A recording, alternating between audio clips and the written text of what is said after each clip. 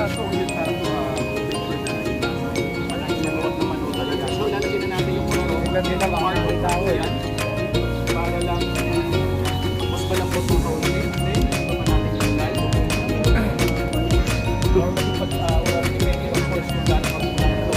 Pero ito from 1 hour to 2 hours.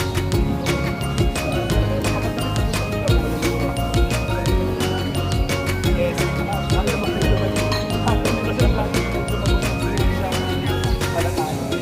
Mas makapal yung balat nito kumpara sa ibang gulay. Ito pala yung nandang po yung gulay. Ito pala yung nagpapotong po ito.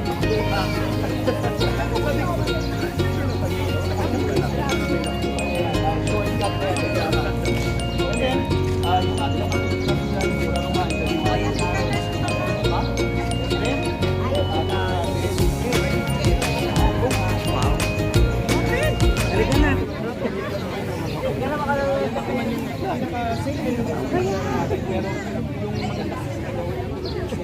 Ang historic nakakalimutan weekend.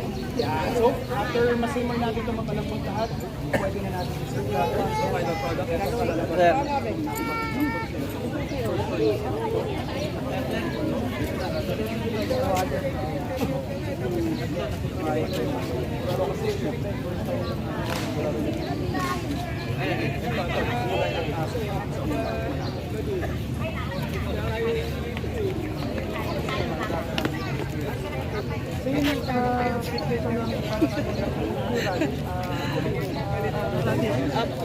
Napanood, para sa napanood, pero mas parang effort pag kinakain.